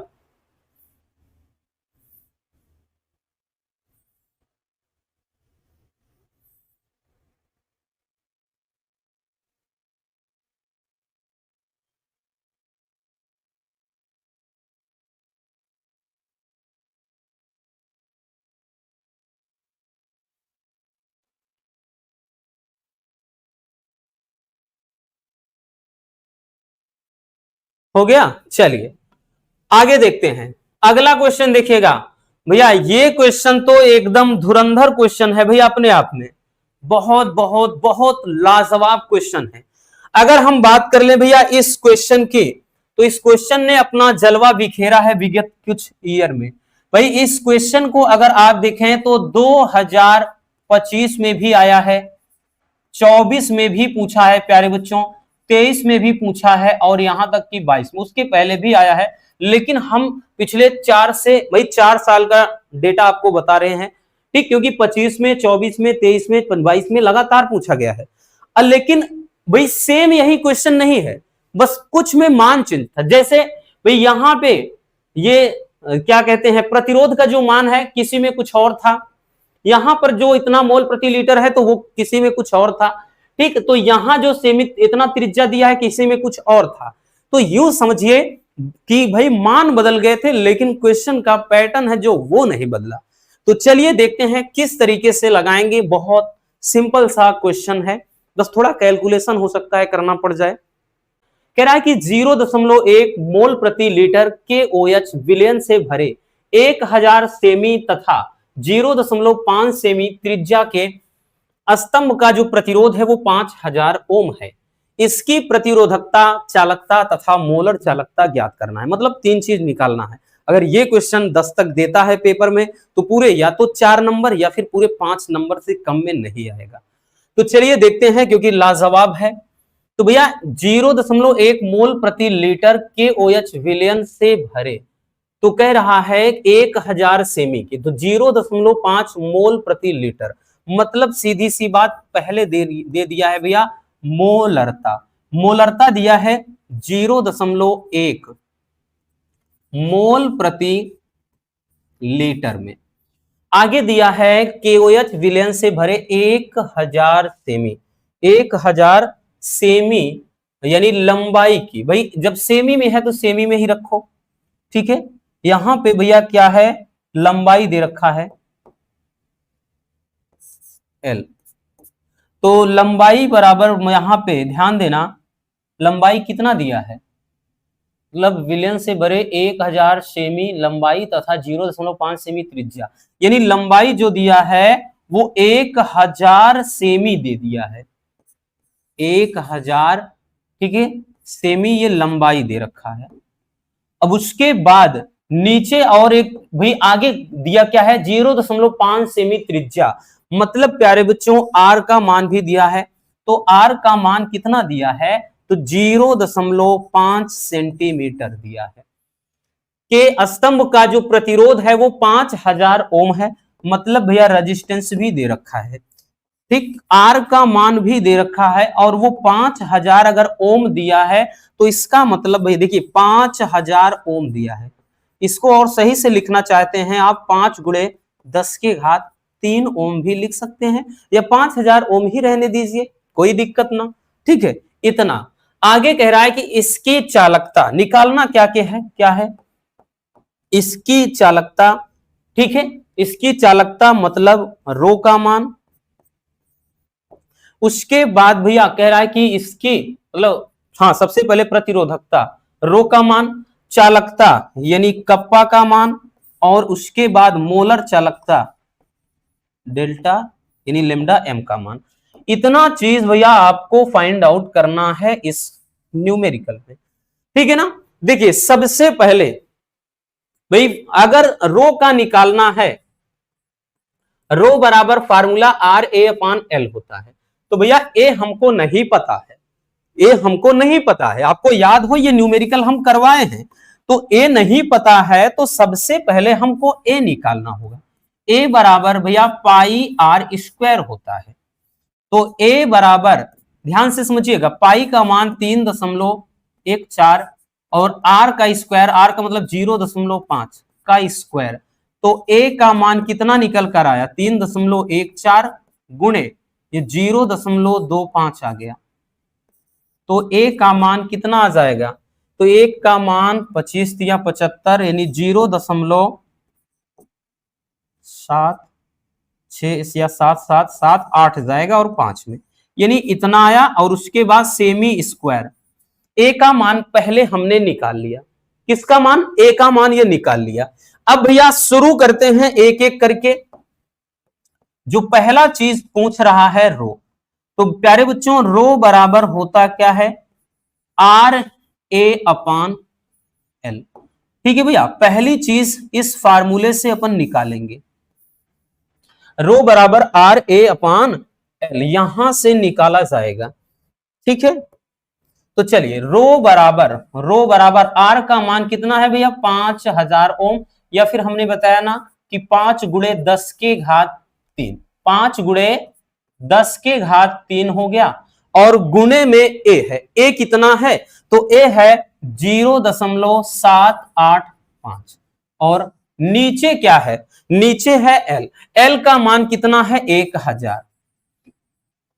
1000 ठीक है। तो रो बराबर भैया बचा क्या? बचा क्या प्यारे बच्चों? तो देखिए 5 गुणे इसको 10 के घात 3 है, 3 ही रहने दो, 0.0785 मतलब यहां पे 785 है और नीचे 10 के घात इसको भी हम 3 ही लिख सकते हैं, है ना। ये 1000 सेमी है या फिर इतना, तो ये कट गया भैया, ये कटकर कितना आ गया? रो बराबर निकल कर आया ये कितना? 5 पंजे 25 हो गया, ठीक है। फिर उसके बाद 2 बचा, अब 5 सटे 40, 2 42 हो गया।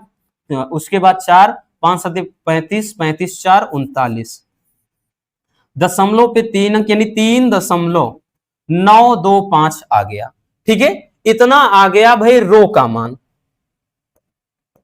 रो का मान इतना आ गया, यानी पहला आंसर यहां से आ गया आपका, ठीक है। पहला आंसर ये आ गया।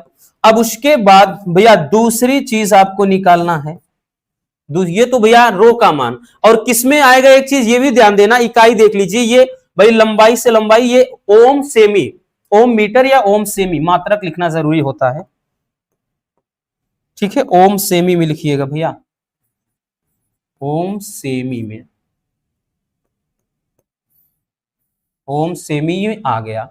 अब उसके बाद दूसरी चीज पूछा है चालकता, तो कप्पा का मान, तो कप्पा बराबर क्या हो जाता है? कप्पा बराबर हो जाता है 1/रो। कुछ भी नहीं करना, इसी का भैया उल्टा कर दीजिए, जो भी आंसर होगा ये इसी का विपरीत आ जाएगा। कप्पा बराबर 1/रो, 1/रो, यहां से कप्पा का मान निकल आएगा। तो कप्पा बराबर क्या निकल कर आएगा भैया? मान रख दीजिए बस बच्चों, तो ये कप्पा बराबर 1/रो का मान कितना आया है? तो 3.92 कितना है? 5, 3.925 है। तो ये कितना आ गया? तो इसको देखते हैं, 1 मिनट, 3.925, ठीक, और उसके बाद ये 1 है, ये हो गया 0, उसके बाद 2, 3 में ज्यादा हो जाएगा, ये आएगा भैया आपका, ये कट के पूरा आ जाएगा 0.25, उसके बाद 4, कैलकुलेशन भी कर लेना, ठीक है। 0.254, ठीक है। आगे आप जैसे ये लगभग 5 या 6 बार जा रहा है, एक अंक बढ़ा के ही लिख दीजिए। तो ये कप्पा बराबर आ गया 0.2547, ये क्या हो जाएगा? साइमन प्रति सेमी में, साइमन प्रति सेमी में हो जाएगा। तो भैया कप्पा का मान भी मिल गया। उसके बाद अब तीसरी चीज निकालते हैं, तीसरी चीज निकालते हैं प्यारे बच्चों। तीसरी चीज क्या है? तीसरा निकालना है मोलर चालकता। तो भैया मोलर चालकता बराबर क्या हो जाएगा? तो होता है कप्पा गुणे 1000 और नीचे यहां पे मोलर चालकता हो गया, ठीक है। तो इस फार्मूले की मदद से अपन मोलर चालकता इजिली निकाल पाएंगे। तो यहां से हो जाएगा भैया, क्या हो जाएगा प्यारे बच्चों? तो ये हो जाएगा लेमडा एम बराबर कप्पा का मान 0.2547 गुणे 1000 और नीचे क्या दिया था? ये 0.1, 0.1। तो भैया कितना हो जाएगा? अगर 1 करेंगे तो दशमलव इधर खिसकेगा इसके साथ, और 1000 से गुणा कर देंगे, मतलब सीधा सीधा आ जाएगा, ये सीधा सीधा आ जाएगा 2547, 2547, ये साइमन सेमी स्क्वायर प्रति मोल में आ जाएगा, ठीक है। साइमन सेमी स्क्वायर प्रति मोल में, यही पूरा आंसर हो जाएगा, ठीक। तो एक आंसर ये रहा, ठीक है भैया। एक आंसर आपका यहां से बात कर लें, इधर हो गया, दूसरा आंसर इधर हो गया, और तीसरा आंसर इधर हो गया, ठीक है। जो कि बहुत ही सिंपल सा कॉन्सेप्ट है, बिल्कुल उलझने की जरूरत नहीं, बस हाँ इतना है कि थोड़ा इसमें कैलकुलेशन ज्यादा आपसे करवा सकता है। चलिए जल्दी से स्क्रीनशॉट कर लीजिए भैया, आगे चलते हैं फिर।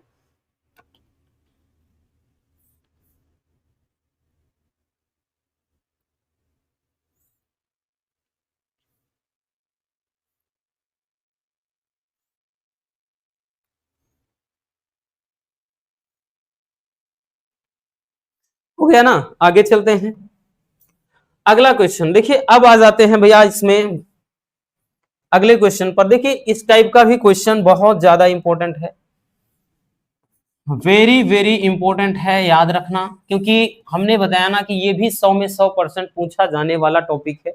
आप 2025 का ही पेपर उठाओ, कम से कम 2 से 3 सेट में, कम से कम की बात कर रहे हैं, 3 सेट से कम में नहीं आया है, और हर साल पूछा जाता है, वही कोई दिक्कत वाली। यहां पर ही देख लीजिए भैया 2025 का ये भी आया हुआ है। ये कह रहा है कि निम्न अभिक्रिया वाले सेल का विद्युत वाहक बल ज्ञात करना, यानी ईएमएफ निकालना है। क्या निकालना है भैया, इसमें आपको निकालना है ईएमएफ, ईएमएफ निकालना है।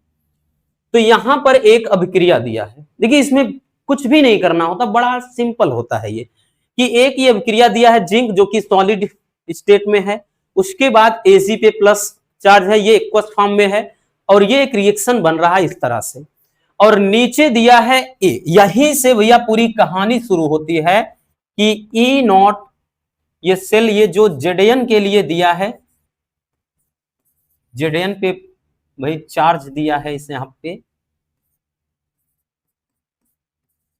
और इसके लिए जो मान दिया है इलेक्ट्रोड विभव का माइनस का, ये 0.76 वोल्ट दिया है, और उसके बाद एक दिया है एजी के लिए,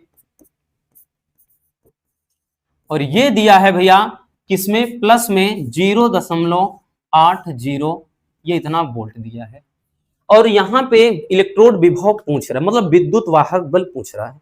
जब भी ऐसा दिया जाए, एक चीज ध्यान देना भैया, यहां पर प्रक्रिया, यहां पर ये जो अभिक्रिया हो रही है, तो ये अभिक्रिया जो हो रही है कैथोड पे, क्योंकि भाई जब किसी सेल में हम इलेक्ट्रोड मतलब इलेक्ट्रोड को डुबोते हैं, तो जो माइनस, जैसे भाई NaCl घोल दिया तो टूटेगा Na प्लस पे और Cl माइनस पे, समझने का प्रयास करिए बबुआ। तो जैसे अभी कैथोड पे क्या है, कैथोड पे कौन सी अभिक्रिया होती है, तो कैथोड अपचयन और एनोड ऑक्सीकरण। तो जो मतलब ये होगा, प्लस चार्ज होगा वो ऋण प्लेट की तरफ भागेगी, और जो माइनस चार्ज होगा वो प्लस की तरफ, यानी प्लस और माइनस एक दूसरे को आकर्षित करेंगे। इसीलिए भैया यहां पर कैथोड की अभिक्रिया, यानी ये कैथोड पर होगी अभिक्रिया, और ये एनोड पर ऑक्सीकरण अपचयन अभिक्रिया पढ़ा है, यही बस पढ़ लीजिए। अब एक फार्मूला पूछ रहा है कि विद्युत वाहक बल, अब हमारा जो फार्मूला होगा भैया ई नॉट सेल, यानी इसका मतलब सेल का मानक इलेक्ट्रोड विभव, या फिर यूं कह लें भैया विद्युत वाहक बल, ये हो जाएगा ई कैथोड माइनस ई एनोड होता है, या ई लेफ्ट माइनस ई राइट करके, ठीक है। तो या फिर यहां पे हमने बताया कि ई कैथोड, ई नॉट कैथोड, कैथोड, उसके बाद minus E not anode, anode. बस ये फार्मूला आप अच्छे से याद कर लो, यही फार्मूला चलता है भैया, इसी पर हम आराम से ईएमएफ निकाल सकते हैं, ठीक है, इसी फार्मूले पे। तो प्यारे बच्चों ये हो जाएगा ई नॉट सेल, यानी सेल का विद्युत वाहक बल बराबर, फिर ई नॉट ये कैथोड, कैथोड वाला मान कितना दिया है, तो ये 0.080 दिया है, और माइनस का ई नॉट एनोड, एनोड पे जो अभिक्रिया हो रही है ये माइनस का दिया है 0.76 वोल्ट, ठीक है भैया। तो ये कितना हो जाएगा, 0.80 हो गया, ये माइनस माइनस प्लस 0.76 होगा, तो ये कितना भाई 6 कम 6 हो गया, और 8 यहाँ पे 8 7 15, यानी 1.56 वोल्ट, यही क्या हो जाएगा आंसर। ये ई नॉट सेल कह लें या ईएमएफ कह लें, और यही क्या हो गया भैया आंसर हो गया, ठीक है, यही आंसर हो गया, जो कि बड़ा आसान होता है, इसमें कोई मतलब बहुत कुछ नहीं करना होता है, आराम से हम लगा सकते हैं इसको, ठीक है। अक्सर 2 या फिर 3 नंबर में पूछा जाता है। चलिए स्क्रीनशॉट कर लीजिए भैया।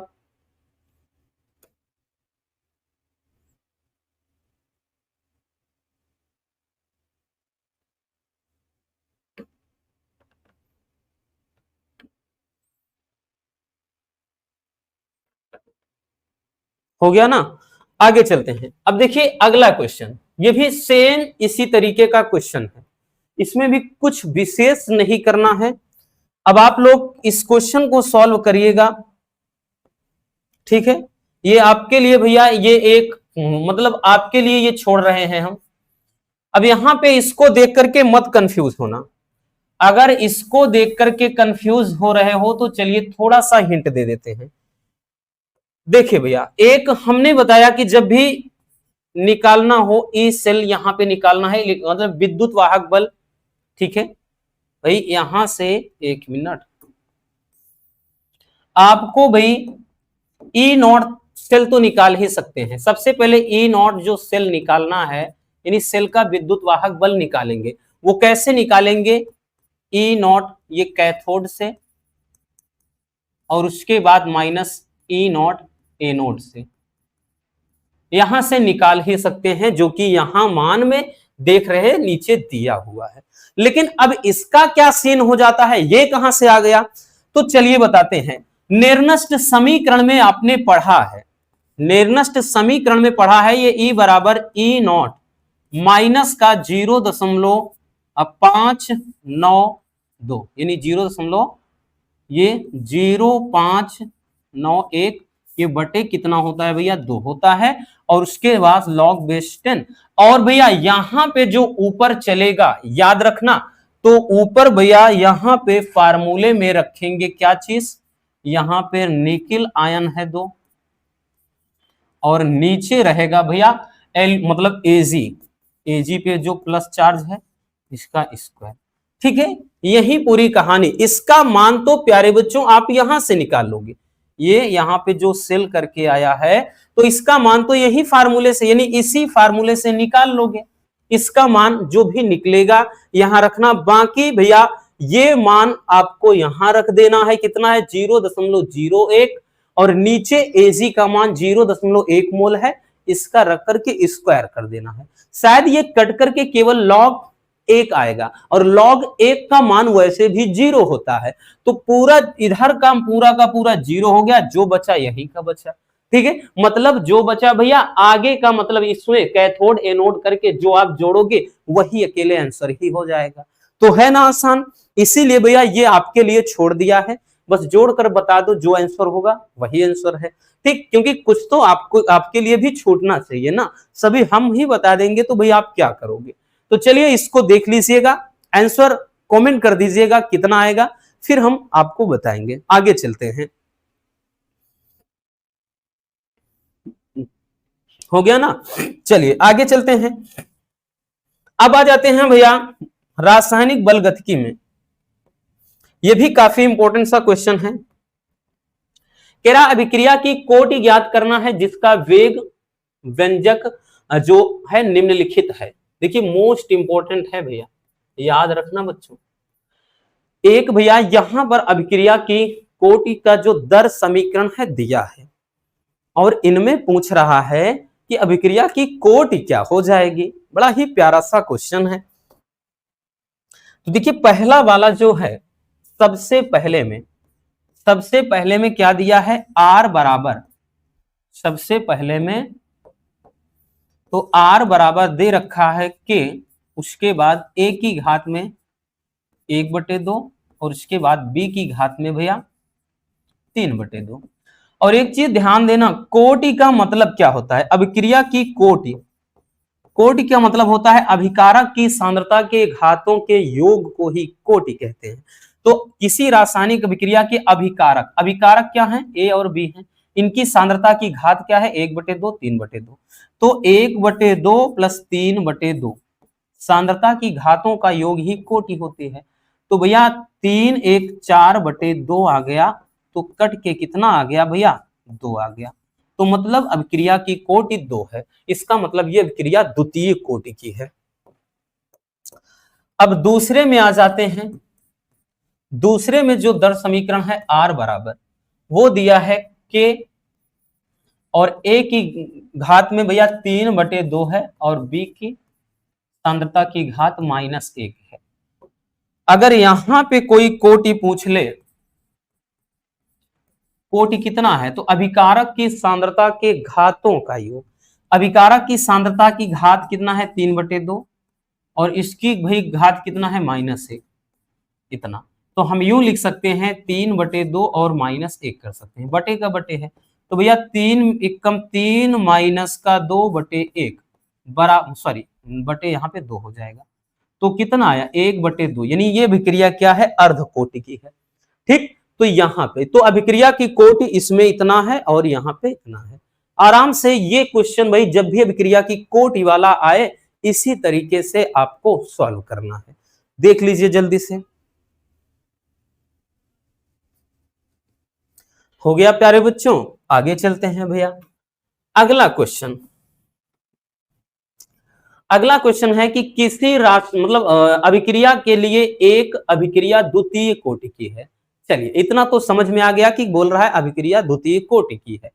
तो अभिक्रिया का वेग कैसे प्रभावित होगा यदि अभिकारक की सांद्रता, पहला बोल रहा है 2 गुनी कर दी जाए, दूसरा बोल रहा है आधी कर दी जाए।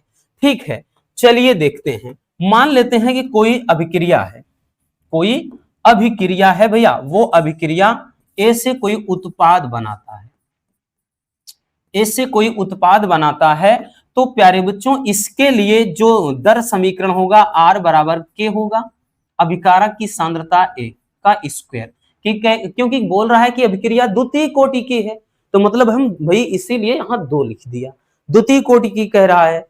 तो इसमें अब बोल रहा है कि 2 शर्तें रख दिया है, कह रहा है कि भैया वेग जो है वो किस तरीके से, दर आर क्या है, वेग है, दर को बताता है। वो कह रहा है कि कैसे प्रभावित होगा, 2 शर्तें आपके सामने रखा है। पहला बोल रहा है कि 2 गुनी कर दी जाए, मतलब इसके स्थान पे भाई सांद्रता, यानी यहां पे एक बार भैया हम ए का मान, एक बार प्यारे बच्चों ए का मान क्या रख दें, 2a रख दें। तो डायरेक्टली हम ये कह सकते हैं, हम यहां से ये कहते हैं कि R बराबर क्या हो जाएगा, K, और उसके बाद भैया यहां पे 2a का स्क्वायर, तो मतलब R बराबर कितना हो जाएगा, तो ये हो जाएगा 4k इंटू का a स्क्वायर।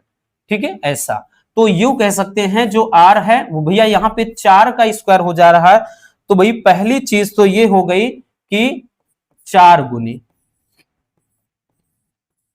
ठीक है, यानी अभिकारक की जो सांद्रता है अगर 2 गुनी कर दें तो अभिक्रिया का वेग है वो 4 गुना हो जाएगा।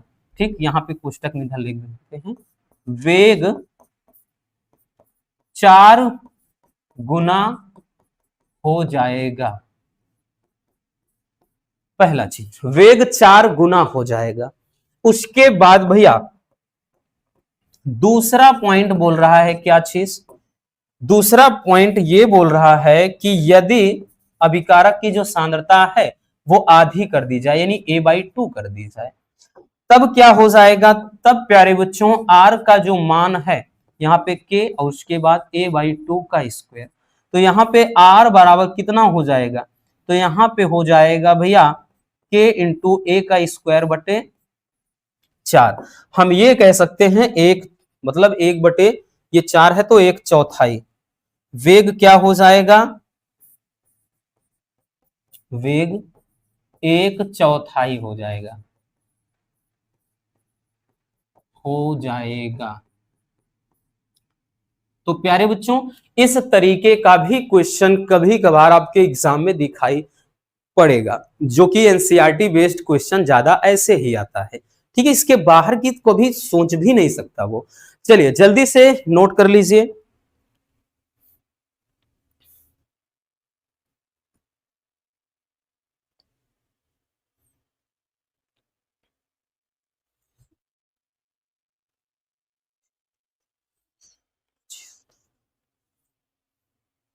हो गया, चलिए अगला क्वेश्चन देखते हैं भैया। अगला क्वेश्चन बहुत ही प्यारा सा क्वेश्चन और ये भी बहुत ज्यादा इंपॉर्टेंट है, वेरी वेरी इंपॉर्टेंट है।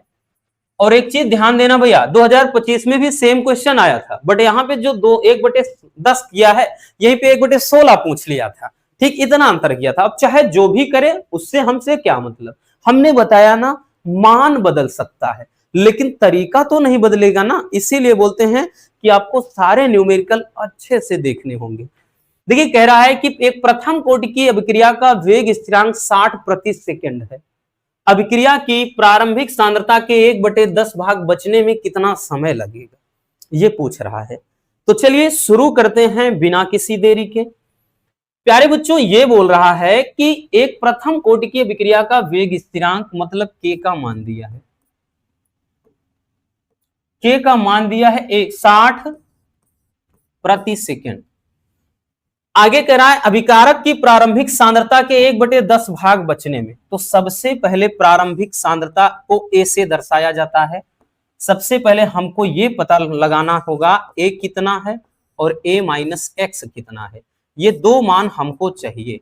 ए क्या होता है, तो ए को बोलते हैं प्रारंभिक सांद्रता। तो भाई किसी अभिक्रिया की प्रारंभिक सांद्रता किसी समय कितनी रही होगी, ए रही होगी, तो ए का मान ए ही मानिए। और उसके बाद टी समय के बाद उसकी सांद्रता कितनी बच जाएगी, तो भैया कह रहा है कि प्रारंभिक सांद्रता के 1/10, तो भैया वही चीज a/10, यानी उस अभिक्रिया का 1/10 बोल रहा है। भाग बचने में कितना समय लग जाएगा, मतलब टी का मान पूछ रहा है। और बड़ा आसान सा क्वेश्चन है प्यारे बच्चों, एकदम बहुत ही प्यारा सा दुलारा सा, बिल्कुल आप लोगों की तरह। देखिए भैया प्रथम कोटि की बात पूछ, मतलब प्रथम कोटि के लिए बोल रहा है, किसके लिए, प्रथम कोटि, प्रथम कोटि की अभिक्रिया। अब जब प्रथम कोटि की अभिक्रिया बोल रहा है, तो प्रथम कोटि की अभिक्रिया में एक फार्मूला चलता है, के बराबर यह चलता है 2.303/t फिर log बेस 10 a/a-x, ये फार्मूला होता है प्रथम कोटि की अभिक्रिया के लिए। बट पूछ रहा है समय, क्या पूछ रहा है, समय। भाई जब समय पूछ रहा है, जब टी यहां ले जाएंगे तो के नीचे आएगा 2.303 अपान नीचे के आ जाएगा, और उसके बाद यहां log बेस 10 रहेगा और a/a-x हो जाएगा। भाई कुछ भी नहीं करना बच्चों, डायरेक्टली आप वैल्यू रख दीजिए बस भैया।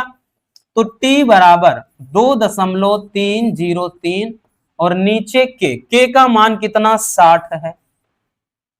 उसके बाद log बेस 10, a का मान a ही है, a-x का मान a/10 है। a से a कैंसिल हो गया, a से a क्या हो गया भैया, कैंसिल हो गया। a से a कैंसिल हो गया बच्चों, बचा क्या, क्योंकि हमको t चाहिए, तो t बराबर 2.303 बच गया और नीचे 60 बच गया। अब भाई बटे का बटे है तो log बेस 10 यानी log 10 बच गया, और log 10 का मान कितना होता है, 1 होता है, कितना 1। ठीक, तो यहां लिख दे रहे हैं चूंकि log 10 का मान 1 होता है, तो यहां पे कितना हो जाएगा, ये हो जाएगा t बराबर 2.303 बटे केवल 60 बचेगा। इसको काट दीजिए तो भैया 6 तिरिक 18, 6 चौक 24 ज्यादा हो जाएगा 0.0038, तो भैया इतना हो जाएगा t बराबर 0.038, या इसको सही से लिखिए तो भाई 2 अंक किसका, ये 3.8 गुणे 10⁻⁻2 सेकेंड, इतना क्या हो जाएगा, सेकेंड में हो जाएगा। ठीक है, और यही क्या हो जाएगा, हमारा आंसर हो जाएगा। ठीक है, चलिए जल्दी से स्क्रीनशॉट कर लीजिए भैया।